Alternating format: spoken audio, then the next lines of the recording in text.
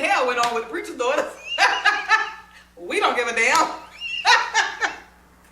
Go pray. No. That's the answer for everything anyway. That's the answer. Are you kidding me? That was seriously, that was throughout this whole episode. Wow. Throughout the whole episode, all I got was go pray, or I told you so. And it was very disheartening to me. Oh, but man. no, I mean, like, who want to come home? What's her name? Y'all, let's get back to it. Welcome to Tori want to come home. Go pray about it. Oh man.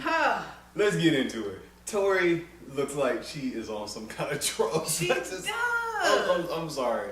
Tori, in every scene, she's not there. She is not. I don't there. know if it's a mental issue, but Tori is kind of like, But you know, when people use and abuse these drugs, and you try to come down, it messes some stuff up. It can trigger a whole lot.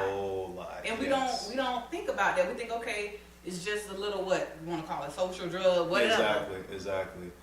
And I think with, like you said, her wanting to come home, going through everything she's been going through and dealing with her father and things that are going on with the family, I just think Tori's got to get it together. It's just all over the place. And what I'm seeing You're with not her, smelling bipolar. You said it, I didn't. And with all the drugs she's using, she could be self-medicating. It's something that's going on with Tori. She's a pretty girl, but it's just something that, unlike the other preacher's daughters who are dibbling and dabbling and stuff, like Megan, hardly ever you don't see Megan on. I mean, we saw that one time when she went to church and she was like, "Oh my God, I'm having a hangover." But Tori is kind of every day. To me, it's like if she keeps this up with each episode, I'm gonna be like, you making yourself look bad on reality. You have to call Big Ford or something. Call somebody, because I don't know what's going on at the Seventh Day Adventist in Louisiana, but New Orleans, but she's making herself really look bad, and I don't know. I just have so much high hopes for her, and I think her mom really wants her to do well. Dad wants her to do well, and they're talking to her. But to me, it's like they're doing the reality TV mom talk, like a lot of the parents on this show are doing. They're not really, if these are the serious issues and they're not putting on for the camera. Forget the show. Exactly. My These daughter are your children. Means more to me than any amount of money, than any amount of fame could ever bring. Because when these cameras go off, because they will go off. Exactly. Then what? Exactly. And that's what I'm seeing. I'm just like, for Tori, I just hope she gets it together, because tonight it was just like, it was sad. It was really sad. And, with Megan, we finally, get to meet brother and the family having their little time together. Mm-hmm. Megan, trying to get her on the right track and everything. Kind of like with Tori, same thing. I mean, just the same issues that, trying to get things right. And, I think Megan, she wants to do good, but she has her moments, almost like a roller coaster, up and down, And then what? Who was that dressed as a teen mom? Oh, we finna get on that. Yeah. Colby. Right. Her and a friend, I think it was a friend or a sister, were dressed up as a teen mom. And they had to go into different places in the town, and then some of her friends saw her, and they went, and she was like, "Oh my God, it's so embarrassing." But I think that was good to kind of get them to know, hey, being a mom, being pregnant, having a baby, it's more than embarrassing. It's a lot of work. It's a lot of work. Exactly. And I think that was good to show on this show. And this show does have those moments where it shows certain things that I'm like, okay, that's a plus. Because I think a lot of young girls and even some guys think, it's okay. If I have a baby, I'm just going to work hard and take care of it. It's other stuff that goes into having a child. Especially when you're just a baby yourself. You can't mentally prepare yourself to be. Exactly. I mean, I thank God for my mom. She's the best. She was a teen mom. But, you know what I mean? You lose your childhood. And basically that's what they were saying. Kobe was kind of like, this is just so much work. And you saw how she was getting up from the table and stuff, because it is a lot of hard work to be a parent. And I'm glad that the preacher's daughters put that in there to show the plenty of girls who watch. Churches won't even touch sex. That's it. A lot of churches won't touch a lot of things that is happening in the preacher's daughter, but this is stuff that goes on in the church and in pastor's home, ministers of music home, deacon's home, whoever. This happens with their children, with their family members, and the church really won't talk on it. They, like you say, they say, go pray. It's like, okay, I prayed, and my child is still strung out on drugs. They still want to be a stripper. They're still doing this. I mean, prayer is okay, but have the common sense to know I need medical attention. Or, you know, my child needs medical attention, and I'm going to pray on the way to the hospital. I'm going to pray on the way to take her to sit on this couch.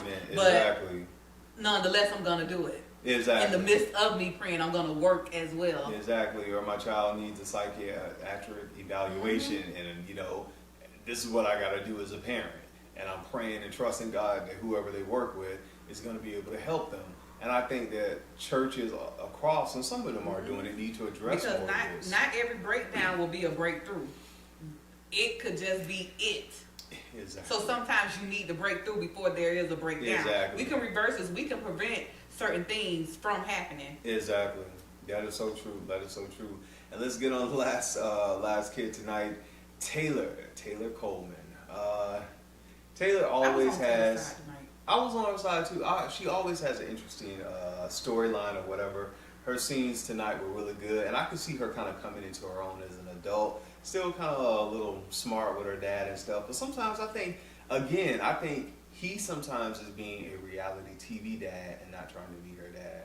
Sometimes I think there's a little put on for the camera. And like she said, instead of you telling me, you know, you told me so, or waiting for that moment to say you told me so, be happy that I made the choice that I made. I got there, even though you didn't want me to go audition for it, and I still went to audition so I could see for myself. Exactly. I got there, and I saw, okay, this is not what I want to do. I'm not going to compromise myself. And I was woman enough to leave. No, let's talk about that. Taylor went on the acting audition. I think she did really well when she was doing the reading with the guy and in front of the camera. I think she could actually... Compared to what we're seeing in acting now, it's not like, you know, Audrey Hepburn, Katharine Hepburn type acting, Dorothy Dandridge. We're not seeing like great people act anymore. So I think if she wants to get on like a Disney show or something, you know, she could do it. You know, with a little fine tuning, she did okay tonight. But the scene when she had to kiss the girl, she said that's just something she didn't feel. She kissed the girl. She didn't want to kiss a girl. She said that's not something she wants to do. It's against her religion. What do you think about that? That's what I was saying, that she was, you know, brave enough to say, no, that's against my faith. Yeah. And was able to still go home and say, look, it didn't work out. Because some people might have just said, you know what, forget it, I'm going to kiss the girl and go ahead and go all the way through it so I won't have to be told I told you so. You have to be careful with what you're trying to use against people, because that will sometimes turn them away from you. Yeah, her telling her dad, look, hey, I didn't do it because of this. He didn't even want to listen to it. No, he didn't even get the point. Like you said, he didn't even take the point that I said I didn't do it. Exactly. That I, you know, stood up for myself. I did not do it. Like I said, to me, I think he's trying to be a reality TV dad instead of an actual dad. And I think, you know, but as an artist, as a person in the entertainment industry, that stuff does come up, and I'm glad that she knows now going, you know, moving ahead, what she will and will not do. But you will be presented with stuff like that. You have to say, you know, I don't feel comfortable doing this. Right. This is my religious preference and stuff like that. And it doesn't mean she's bashing that. It's just that's not something she feels comfortable in. Hey, yeah, like, I'm bilingual. That's the difference, you know. Bilingual, not bisexual. Okay, that's a difference. Yeah, bisexual. So yeah, so I commend her for her thing tonight. But you know, I think she was really shocked by that. She was like, oh my God, they wanted me to kiss a girl. And like she said, when she came out there to talk to her friend, I gotta hear my dad's mouth. I know. And that's been the resounding thing with Taylor. Like, I gotta hear what my dad say. Oh my God, my dad. It's like she wants her dad's approval, but then again, she's an adult herself because she is 18. But at the same time, it's like he has his thing set, what he wants for Taylor, and it's just like, it's crazy. Kids are who they are. And it was an audition.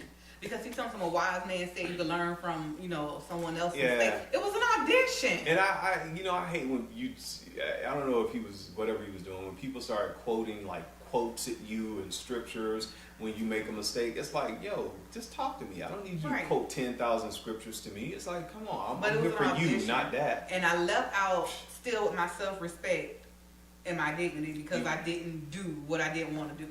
Her dad was not trying to hear that. Was not trying to hear that. So again, you know, I think, you know, the show is it's picking up a lot of you know, good points and controversy as it goes, because there are a lot of people who are for Preacher's Daughter and a lot of people who aren't, and there are a lot of preachers, kids, and saints who sit and watch this. And to me, it's just reality. Like we said when we first started doing these reviews, it is what it is. Preachers' kids are just like everybody else's kids and other people in the world. People make mistakes, people don't. So whatever they show on this show, to me, it's not like, oh, it's blasphemy, oh, it's this. To me, this is the life we're living. You know, just because you're a preacher doesn't mean your kids are going to be the same way. So that's my take on